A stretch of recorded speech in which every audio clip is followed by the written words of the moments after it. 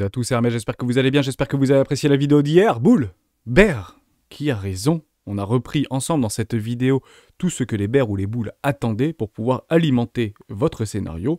Si vous l'avez loupé, je vous invite chaudement à aller le regarder. Ça dure 18 minutes, j'ai été extrêmement concis, extrêmement limpide, en tout cas j'ai essayé de l'être et j'espère que ça vous a plu. On va parler Bitcoin dans cette vidéo, et on va également parler de l'augmentation au niveau du prix du pétrole par rapport à la diminution de la production des pays de l'OPEP qui ont proposé sur un communiqué, c'était hier. On parle de tout ça, on commence maintenant. Avant de commencer, je vous invite toujours à rejoindre le Discord des rois du marché. Vous trouverez le lien dans la description à l'intérieur, une documentation qui s'appelle la stratégie 4 euros. N'hésitez pas à l'utiliser, vous en imprégnez, vous en inspirez pour vous aussi trouver votre propre style d'investissement, que ce soit sur le court, moyen, long terme, cryptoactifs comme marché plus traditionnel. Côté liquidité, je vois plutôt des liquidités au nord, personnellement. Donc je reste dans mon billet boule, ça renforce toujours mon billet boule. Les portefeuilles de 10 000 à 100 000 continuent à apprécier et à soutenir, en tout cas à acheter ce dip, mais c'est même pas des dips, c'est des toutes petites corrections, il se passe rien, il n'y a aucune volatilité sur ce marché. En l'attente d'une résolution, et la résolution sera très probablement forte, il faut vraiment le comprendre. Ce qui m'intéresse le plus en regardant ces chartes de liquidité, c'est que les grosses baleines soutiennent ce prix. Ce sont les faiseurs de ce marché, c'est elles qui décident de la direction et de la tendance de ce marché. Et actuellement, elles sont boules, et actuellement la tendance est boule, donc on suit la tendance, c'est toujours ce qui récompense le plus dans la durée. Il faut vraiment le comprendre comme ça. Maintenant, si on regarde sur des plus petites timeframes, je suis actuellement en daily, si on vient à clôturer une bougie en daily à 29 300 $, ce sera plutôt boule à ce moment-là, et on pourrait éventuellement les dégommer du bear et des vendeurs à découvert. Si on vient à clôturer en dessous des 26 500 $, 26 400 $, à ce moment-là, ce sera plutôt bear, on aura une résolution baissière et on pourrait aller chercher dans un premier temps le premier arrêt ou le premier arrêt de tout le précédent moment, voire une zone de rechargement d'achat très court terme, voire une zone de rechargement d'achat moyen terme, long terme. Moyen terme, on peut dire ça comme ça, de tout le précédent mouvement, tout simplement. Choisissez votre camp, ça on l'a dit dans la vidéo d'hier. J'ai pas plus de choses à dire. On attend, tout simplement. Vous avez juste une magnifique contraction actuellement sur notre RSI en 14 périodes, notamment H4. Ça a beaucoup tourné sur le Discord des rois du marché. Elle est formidable, cette contraction. Dès lors, généralement, les résolutions seront potentiellement fortes. C'est surtout ce qu'il faut attendre. Un joli pump, mais un joli pump, c'est du plus 10, plus 15, plus 20%, ou un joli dump, moins 20, moins 15, moins 10, moins 15, moins 25%, c'est pas complètement délirant de pouvoir éventuellement l'encadrer. Vous avez exactement ce que vous savez exactement ce que vous attendez pour pouvoir alimenter cette directionnelle, tout simplement. Et les chiffres, pour moi, des entreprises et des résultats des entreprises seront extrêmement catalysants. Le S&P 500 continue à apprécier. C'est plutôt intéressant de l'observer. On voit qu'on vient de dépasser les 4114 points. Pour moi, la tendance reste haussière. On aura les principaux niveaux ici sur les 4200 points. La question est de savoir si on va rapidement ou pas rapidement. De toute manière, si les résultats sont bons, si on a des bonnes surprises tout au long des résultats des entreprises américaines, tout au long de la semaine, tout au long de la semaine prochaine, tout au long du mois et jusqu'à début mai, à mon avis, on ira chercher nos objectifs. Ça, c'est quelque chose que je peux quasiment signer tout de suite. Si les résultats sont bons, on n'ira pas voir des plus bas. Si les résultats sont bons, on ira voir très probablement des plus hauts. Sauf news catalysante, crash, enfin je sais pas tout ce qu'on peut imaginer, mais s'il n'y a pas de news fondamentale ou de news catalysante, pour moi la direction sera prise en fonction des résultats. S'ils sont mauvais, on ira très probablement retester ces obliques. Bear, vous savez exactement ce que vous attendez. Je regarde juste très rapidement par rapport à l'order flow. Très intéressant d'observer l'order flow, pourquoi? Parce qu'on voit quelque chose de très pertinent. Dès que le prix baisse, mais vraiment, c'est rien du tout, on l'a partagé tout à l'heure, c'est quelques pourcents, on repasse sous les 28 000, 27 000 $, on est proche des 27 000 $, on passe tout de suite dans un funding négatif. C'est immédiat, vous avez l'open interest qui se déprécie de façon extrêmement massive, et puis derrière, boum, on rebondit. Et c'est exactement ce qui s'était passé précédemment, boum, on rebondit. C'est exactement ce qui s'était passé précédemment, boum, on rebondit. C'est exactement ce qui s'était... Bon, on va chercher du bear, on va chercher du bull, les leviers x100 dans un sens comme dans l'autre, faites très attention à ça, il n'y a rien de mieux pour se faire éclater le portefeuille. Bon, vous avez également ici du public qui est plutôt en accord à acheter ce dip, ou en tout cas à prendre des longues dans des bas de range, ou ici, c'est bas de range, haut de range. Est-ce que c'est plutôt une bonne solution? Bien sûr que c'est une bonne solution. Range trader, vous achetez les bas de range, et vous vendez les hauts de range, on le voit ce tout petit range, il est ici. On peut le reprendre ensemble sur des toutes petites time frames. Ici, vous avez un haut de range, bas de range, ou un haut de range, bas de range. On est actuellement dans un petit range. On est en train de soit de distribuer, et vous avez une forme de distribution qui se met partie prenante par rapport à une réaccumulation. La direction nous dira est-ce que c'est de la réaccumulation ou est-ce que c'est de la distribution. Et il faudra bien évidemment s'attendre très probablement à des mouvements plutôt violents. On peut avoir des jolies bougies comme ça, qu'elles soient rouges ou qu'elles soient vertes. C'est à peu près ce qu'on attend, bien évidemment. D'accord? Mais pour moi, je reste boule. On a toujours un CVD spot qui continue à alimenter ce marché. Les spreads sont relativement négatives, donc plutôt pessimistes sur ce marché. Les bears essayent et retentent de prendre le contrôle avec un tout petit peu trop d'agressivité. Je pense qu'on ira les dégommer avant éventuellement de leur donner raison. Le marché donne, c'est généralement raison aux impatients mais récompense les plus patients. Et les plus patients ici, ce sont les longues qui ne prennent pas de profit trop tôt. TP, oui, mais pas de profit trop tôt. Faites très attention parce que généralement, ça peut faire mal. Dès lors, si on donne raison aux impatients, on peut faire quelque chose comme ça. Hein, c'est pas complètement impossible. Voilà. Je veux juste pas qu'on vienne clôturer et s'installer sous les 26 000 $. Voilà. 26 500 $, s'installer en dessous, ce sera pas bon l'histoire. Venir chercher le premier arrêt, s'installer sur le premier arrêt, honnêtement, pas bon l'histoire. En tout cas, je serais pas du tout content de l'observer. Et 25 000 $, test de nos convictions. On avait déjà fait cet exercice précédemment et on s'était fait très malmener. On était reparti en V-bottom. Mais ça, c'était très catalysant. Hein, il faut vraiment le comprendre. Donc, si vous de toute manière, on ne peut pas jouer ça. C'est impossible de jouer la chute de Silicon Valley Bank. C'est pas possible, la chute de Silvergate avec un risque systémique. On ne peut pas le jouer. Donc on le constate. Donc ça a été très vite rattrapé par la Fed et par le gouvernement américain. Formidable. Yellen a tout bloqué, a tué le risque. Formidable. Derrière, ça repart en V-bottom et on repart chercher des plus hauts et on continue la tendance. Mais ceci n'est pas à envisager maintenant. Puisque la prise de liquidité ne peut pas être aussi agressive. C'est pas normal. Voilà, tout simplement. Donc on ne pourra pas le jouer. Malheureusement, on le subira la plupart du temps. Et bear, c'est pas du tout ce que vous attendez. Parce que si vous attendez ça, ça veut dire que vous attendez une news. Donc vous vous positionnez sur une news. Non, jouez la news lorsqu'elle arrive. Donc vous accentuez les baisses, potentiellement.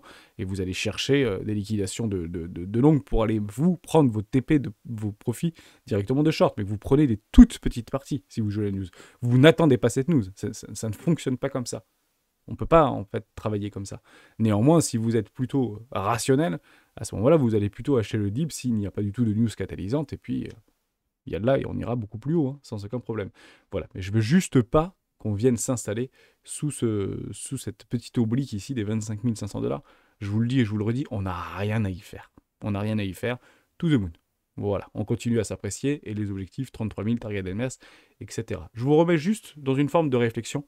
Par rapport à cette augmentation du prix du pétrole, on peut d'ailleurs aller le voir très rapidement, c'est juste ici par rapport au communiqué de presse qui a été livré par l'OPEP, par rapport à une diminution au niveau de leur production d'hydrocarbures. C'était juste là, ça a pris une jolie poussée, hein, voire une très belle poussée, on peut le remettre en délit, on le verra beaucoup mieux. Boum, joli gap haussier, et on continue. Ils ont diminué grosso modo de 1 million de barils de jour, en tout cas c'est ce qu'ils veulent faire jusqu'à la fin de l'année, et ce sera fait à partir du mois de mai. Hein, c'est pas pour tout de suite, c'est à partir du mois de mai jusqu'à la fin de l'année 2023. Oui, mais il y a 6 mois en arrière, ils avaient déjà diminué de 2 millions de barils de jour, et Biden avait déjà montré les crocs. Bon, il essaie de défendre son beefsteak, hein, c'est à peu près normal. Ça représente 2% de la production, entre guillemets, au niveau de la production jour du niveau des barils. À peu près 50 millions de barils jour. Si vous enlevez 1 million, ça fait grosso modo 2%. À peu près ça. Hein. Faut pas aller chercher très loin.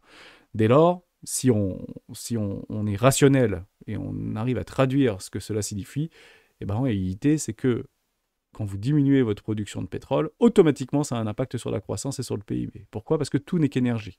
Si vous ne transformez pas d'hydrocarbures en le transformant en énergie, eh ben c'est automatiquement du PIB en moins. C'est de la croissance en moins, c'est de la richesse en moins. Parce que tout n'est que transformé en permanence. Donc si ils expliquent, alors il y aura les complotistes qui diront non, c'est pour affaiblir les États-Unis, pourquoi pas ? Je vais essayer de vous pousser dans une réflexion de ce style-là, parce que je pense que c'est très intéressant de remettre les choses dans leur contexte. Et après, pourquoi pas, vous trouvez votre propre direction et d'essayer de construire votre propre scénario, de le jouer jusqu'à invalidation ou jusqu'à résolution, d'aller chercher vos objectifs. Donc on peut penser plein de choses, mais ce qui est, c'est que ça se passe. Donc on le constate et on agit en fonction de ce que l'on voit et non pas en fonction de ce que l'on croit. C'est pas quelque chose de nouveau. En réalité, les États-Unis envisagent des sanctions contre l'Arabie Saoudite en réponse à la baisse de la production de pétrole. Ça, c'était en octobre 2022. Rebelote par rapport au communiqué de l'OPEP, c'était donc hier. En fait, vous avez toujours deux camps qui vont s'affronter. Pas des boules, pas des bears, même si ça reste binaire, range, tendance, clivant. C'est toujours la même chose. Les premiers vont dire, ils sont pénibles, ces Saoudiens, ils réduisent la production de pétrole pour pousser le monde en récession, et moi je suis boule et j'ai pas envie qu'on soit en récession, j'ai plutôt avoir des bonnes surprises sur les résultats des entreprises et continuer à faire de la croissance. Ça c'est la première partie. La deuxième partie, c'est les États-Unis, en fait on en a juste marre, à chaque fois qu'on bouge le petit doigt, ils veulent sanctionner le monde entier, c'est les maîtres du monde, ils ont l'hégémonie, vivement la BRICS. Oui, vous avez toujours deux camps en réalité qui s'affrontent. Ceux qui pensent que les Américains ont raison de mettre en place des sanctions parce que c'est dans leurs intérêts, et d'autres qui explique que c'est dans leurs intérêts parce que les Américains font trop d'ingérence. Vous voyez, c'est toujours deux camps qui s'affrontent en permanence. On peut continuer, mais c'est pas quelque chose de nouveau en réalité. Le fait des sanctions, faire de l'Arabie Saoudite un État paria, la promesse intenable de Joe Biden, c'était en 2021. On a tendance beaucoup à l'oublier, ça, mais c'est quelque chose de très réel.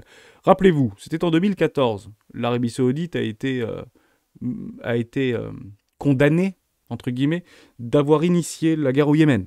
Entre 2014 et 2017. On pense que la guerre au Yémen s'est finie en 2017. Elle est toujours d'actualité. Il y a encore des massacres, mais c'est juste que c'est pas au devant de la scène internationale.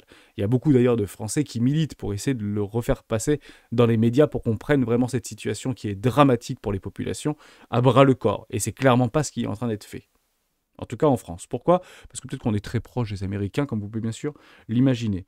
Vous avez aussi quelque chose qui s'était passé, c'était en octobre 2018, lorsque le journaliste saoudien, opposant au prince MBS, prince héritier, avait été retrouvé dans des canalisations parce qu'il avait été jeté dans un bain d'acide. Et rappelez-vous de la promesse de Joe Biden. C'était ça la promesse de Joe Biden. C'était Arabie Saoudite, mise au ban de la communauté mondiale par les USA. Moi, Ben Bezalel s'est trouvé... Ah, c'était pas ça, mince, je l'ai sauté. Faire de première... Oh, oui, c'était ça. C'était grosso modo, faire des parias, etc. J'y étais déjà. Et ça, c'était Biden qui l'avait dit. Cet acte ne restera pas impuni. Réellement, hein. On ira les chercher et les coupables seront jugés. Hein. C'était le but de Biden. Bon, finalement, vous avez compris qu'il était reparti voir par rapport à ces tensions vis-à-vis de l'OPEP. Il était reparti voir en Arabie Saoudite. Et d'ailleurs, il y avait le check entre Biden et MBS qui était très mal passé. Je ne sais pas si vous vous rappelez de cette histoire. C'était il y a quelques mois en arrière, quelques années en arrière. Semble-t-il, c'était en 2021 ou 2022, 2021. Bref, vous avez compris un petit peu l'idée. Bon. Il y avait eu un quid quand même par rapport à ça, par rapport à MBF vis-à-vis de Trump. Parce que Trump, c'était un peu pas le copain, on peut pas dire ça comme ça.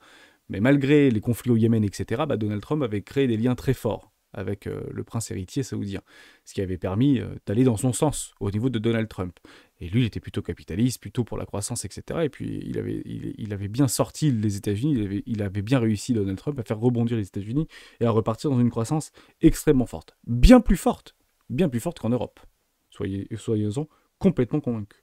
Donc, en somme, Biden voulait prendre sa revanche, il comprend bien qu'il ne peut pas le faire, et maintenant il y a un espèce de grand jeu d'échiquier qui est en train de se mettre en place. Et on a tendance à faire plein de raccourcis avec la BRICS pour affaiblir les États-Unis vis-à-vis de ces processus.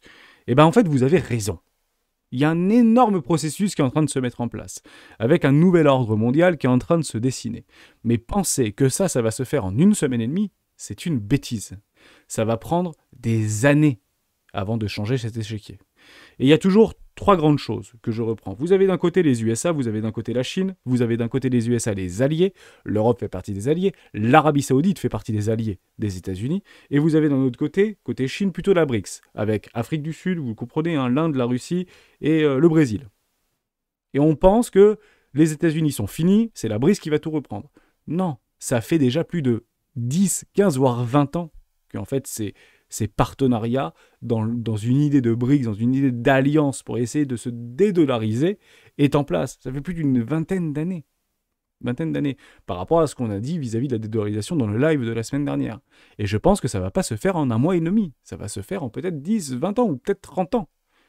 Et ce sera presque naturel finalement. Et on va peut-être trouver beaucoup de bon sens dans ce qui est en train de se passer. Je ne dis pas qu'il faut être pour, je ne dis pas qu'il faut être contre. Je dis juste qu'il faut être mesuré. Et mesuré dans un sens comme dans l'autre. Regardez ça, je trouvais ça très intéressant. Mise en papier donné, Mohamed Ben Salah s'est trouvé de nouveaux alliés, donc on parle de la Russie, on parle de la Chine, etc. D'ailleurs, il commence à faire passer des contrats en yuan, et je vais vous dire les conséquences de ce que ça peut avoir. Vous allez comprendre et vous allez probablement avoir une réflexion peut-être un tout petit peu différente de ce qu'on peut retrouver sur les médias aujourd'hui par rapport à des alertistes ou des alarmistes. Emmanuel Macron et le prince héritier d'Arabie Saoudite se félicitent du dynamisme de leur relation bilatérale. Mais c'était hier, ça. C'était le 27/03/2023. On y est. Donc l'Europe, les États-Unis, on essaie de faire... Oui, c'est de la géopolitique. C'est de la diplomatie. On essaye de pas tirer forcément la couette de notre couverture, bien que on le sait très bien que les ressources pétrolières, même si on en retrouve toujours plus et qu'on sait qu'il y a énormément de pétrole partout sur la planète, sauf qu'il coûte de plus en plus cher à aller extraire. Donc l'augmentation du prix du pétrole, le jour où vous voyez un baril à 400 $ le baril, partez du principe qu'on aura beaucoup plus de pétrole à disposition puisqu'il sera tout simplement rentable d'aller le miner. Normal, vous comprenez, hein, c'est à peu près la même chose qu'au niveau du mining de Bitcoin. Hein. Tout simplement, vous aurez plus de mining et vous pourrez acheter des machines plus chères si le prix du Bitcoin est plus cher et si vous avez des rendements plus élevés, tout simplement. Donc vous avez un petit peu ce parallèle, ce clivage qu'on peut avoir. Moi, je reviens par rapport au live qu'on avait fait il y a quelques temps en arrière. C'était ça.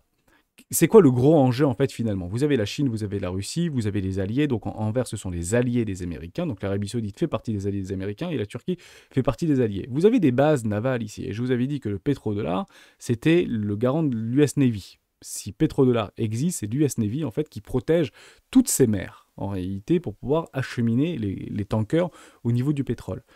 Je vous jette juste ça comme une pierre, ça permettra juste en fait d'alimenter votre réflexion. Si vous passez un contrat entre l'Arabie Saoudite et la Chine en yuan, est-ce que l'US Navy est garant de votre tanker?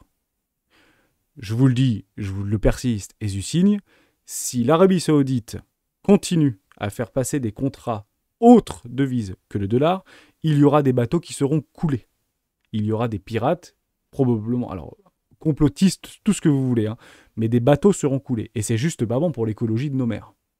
Mais il y aura des bateaux qui seront coulés. Pourquoi? Parce que les Américains n'auront tout simplement pas l'intérêt d'aller défendre ces tankers qui ne sont pas aujourd'hui payés en dollars. Quel est l'intérêt de l'US Navy? Et vous allez voir que petit à petit, il y a des choses qui vont se passer avec des exercices conjoints entre l'Afrique du Sud, entre la Chine, entre la Russie, dans les mers, pour reprendre possession de ces mers-là, et les nouvelles routes de la soie, qu'elles soient terrestres ou soient maritimes, par rapport à une flotte maritime de plus en plus conséquente. Et c'est ça, en fait, qu'il faut vraiment comprendre. La Chine, en termes de flotte, est passée, pas en termes de puissance et en termes de poids, mais en termes de nombre de navires, équipés militairement, est passée devant les États-Unis. Ça fait 20 ans que la Chine continue de façon effrénée à construire des bateaux en permanence. C'est pourquoi? C'est tout simplement pour sécuriser les routes navales, et notamment au niveau des hydrocarbures, que ce soit le gaz, le GNL ou le pétrole non raffiné. C'est ça en fait qui est en train de se jouer. Mais c'est pas depuis avant-hier. Ça fait 20 ans que c'est en train de se jouer. Tout simplement. Donc on essaie un petit peu de tirer la couverture de notre côté. Dans un certain sens, on peut penser que ces actions-là, avec la nouvelle monnaie, on parle du dollar vis-à-vis du yuan numérique, c'est ça que la BRICS est potentiellement en train de signer. Oui, ça mettra un coup relativement dur au niveau du dollar, mais ça mettra surtout un coup très dur par rapport au droit international qui est adossé au dollar. Vous avez également tout ce qui est technologie, et on l'a vu, notamment avec Trump, etc. Parce que d'un côté, Trump, il est OK avec MBS, mais il n'est pas d'accord avec la Chine, et il éjecte Huawei de son sol américain. Il empêche Huawei d'avoir des technologies américaines. Donc il y a une guerre au niveau du dollar, il y a une guerre au niveau des technologies, et vous avez une guerre au niveau militaire. Mais militaire, c'est quoi? C'est la sécurité. La sécurité de quoi? Des zones méridionales. C'est ça réellement en réalité. C'est vraiment dans ce sens-là qu'il faut le comprendre. Maintenant, on va revenir très rapidement par rapport à la guerre en Ukraine, parce que c'est pas si loin que ça, hein, c'est à nos portes. Ça va être en fait considéré dans quelques années, malheureusement, je le dis ici et je vous donne juste ma pensée, comme le dindon de la farce. Tout simplement. Ce sera considéré comme le dindon de la farce. C'est une forme en fait, on montre les muscles sur un champ de bataille réel pour dire que l'OTAN n'est plus les bienvenus dans cette partie du monde. Et actuellement, on est juste en train d'essayer de voir, c'est ça en fait qui est en train d'être joué, est-ce que ce truc-là de l'Arabie Saoudite passe rouge ou reste bleu? Si ce truc doit passer rouge, c'est une guerre nucléaire. C'est une troisième guerre mondiale nucléaire, je l'ai dit un tout petit peu vite, mais le quid de la guerre nucléaire. Ce truc-là ne peut pas passer rouge. C'est juste ça qu'il faut comprendre. Et croyez-moi que les Américains feront tout pour que ce truc-là ne passe pas rouge. Il restera bleu. Coûte que coûte, il restera bleu. Et tout ce que vous allez voir en termes de conflit, en termes d'exercice naval, en termes de friction, en termes de tout ce que vous voulez, ça n'aura qu'un seul objectif, c'est de garder ce truc-là en bleu. Voilà. Vous pouvez regarder toutes les émissions que vous voulez, ça reviendra toujours au même point. Ce truc-là devra rester bleu. Si ce truc-là ne reste pas bleu, c'est une troisième guerre mondiale qui s'enclenche. Et je vous le dis, l'Europe a déjà choisi son camp. L'Europe, c'est bleu. Super important. Ok? Par rapport à ça. Maintenant, vous avez des resserrements, des liens, des alliances. La Chine et l'Arabie Saoudite signent plusieurs accords, des super accords, dont Huawei renforce leurs liens. Les Américains virent Huawei, les Saoudiens prennent Huawei à bras le corps. C'est toujours la même chose, c'est très binaire. Tu en veux pas, mais lui en veut, on resserre des liens, etc. On continue avec d'autres petites news. Malgré l'embargo, les États-Unis continuent d'importer du pétrole russe. Elle est pas folle, la guêpe. Voilà. Un dindon de la farce, encore. Nous qui payons notre énergie beaucoup plus cher. On paye le litre, j'ai vu à Carrefour, c'était 1,93 € le litre d'essence. Je trouve ça juste dingue. Pied de nez par rapport à l'Afrique du Sud, à la tête de la présidence de la BRICS. Donc cette année, l'Afrique du Sud est présidente de la BRICS. En août, la BRICS va se réunir en Afrique du Sud. Et comment sont les liens entre l'Afrique du Sud, ancienne colonie anglaise, vis-à-vis de la Russie ou vis-à-vis de la Chine? Les liens sont très bons. Cherchez pas, les liens sont très bons. Tout simplement. On continue avec ceci. Ça, je pense que c'est très important. L'Afrique du Sud apporte son aide à la Chine et à la Russie d'un point de vue militaire et naval avec des exercices conjoints. Voilà ce que la BRICS est en train de faire. Nous, on regarde par rapport à la monnaie, nous, on regarde par rapport à la techno. Non, ce que fait la BRICS, c'est qu'elle va reprendre le contrôle de ces mers-là et s'occuper de la sécurité au niveau des tankers de pétrole pour alimenter toute la planète. Vous allez penser que c'est peut-être pas bien. C'est peut-être pas bien d'un point de vue idéologique, mais c'est peut-être très bien d'un point de vue répartition des forces, rééquilibrage des forces. Je ne vous donne pas mon point de vue, je vous invite juste à réfléchir par rapport à ça et ce que vous pourrez trouver. D'autres news qui alimentent ce truc-là, Chine, la puissance navale de Pékin, prend l'ascendant vis-à-vis de l'US Navy. Voilà le plan de Xi Jinping. Il est là le plan. Tout est lié, tout est sous nos yeux, tout est écrit. Plus d'un an après le début de la guerre en Ukraine, quel lien entretient l'Afrique du Sud avec le Brésil et la Russie? Oui, c'est exactement ça. Copain, pas de problème avec ça. Le prix du pétrole décolle de près de 6% à cause d'une baisse de la production. Alors, l'OPEP explique que c'est par rapport à une forme de couverture, mais si vous voulez vous couvrir sur le prix du pétrole, vous faites ce que vous avez fait il y a un mois en arrière, vous shortez votre pétrole. Et vous continuez à alimenter. C'est clairement une intention, pas directe, mais fortement indirecte, de nuire à l'Europe et de nuire aux USA. Parce que sinon, vous avez des mécanismes financiers pour pouvoir vous couvrir de la baisse de votre cours du pétrole. Mais c'est eux qui ont le pétrole. Mais en fait, non, c'est pas eux qui ont le pétrole. En réalité, vous avez trois très grandes nations producteurs de pétrole. Vous avez les États-Unis, vous avez l'Arabie Saoudite et vous avez la Russie. Qui est le plus grand producteur de pétrole au monde? Est-ce que vous le savez? L'Arabie Saoudite, la Russie ou les États-Unis?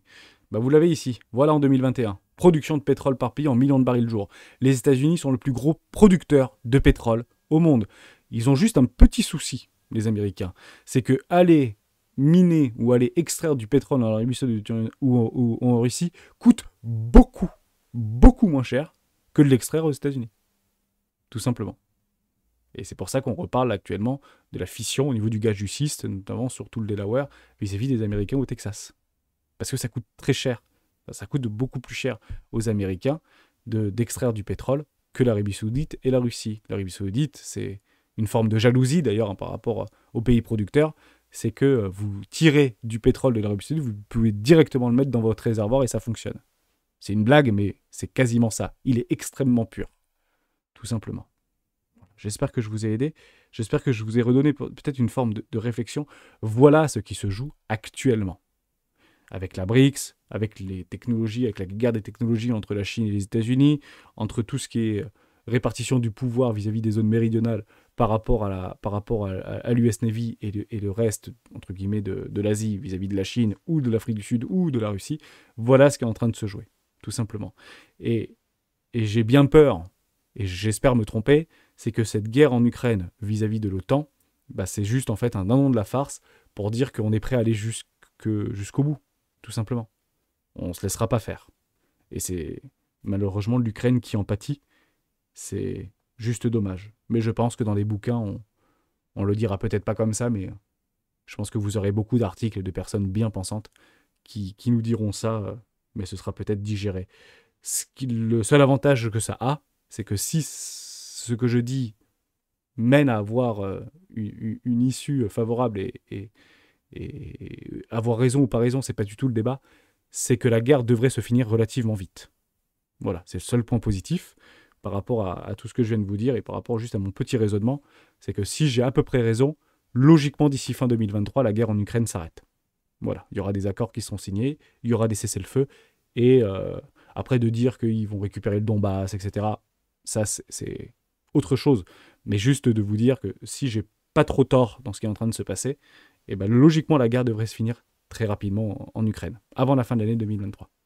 Voilà pour ça, j'espère que je vous ai aidé, j'ai pas plus de choses à dire.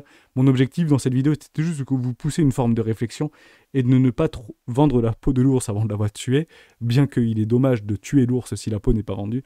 Ce type de choses va se passer sur de très très nombreuses années. Hein, c'est très important, hein. Ça va se passer sur de très nombreuses années. Merci à tous d'avoir suivi cette vidéo jusqu'au bout. On se retrouve demain dans une prochaine vidéo de l'heure du Bitcoin, peut-être quelques cryptos qu'on va reprendre et actions.